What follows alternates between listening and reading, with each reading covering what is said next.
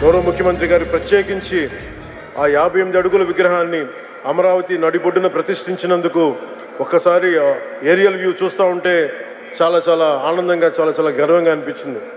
మహానుభావుడు చేసిన త్యాగం ఈ రోజున మొట్టమొదటిసారి మనకంటూ ఒక రాజధాని ఒకటి వచ్చింది.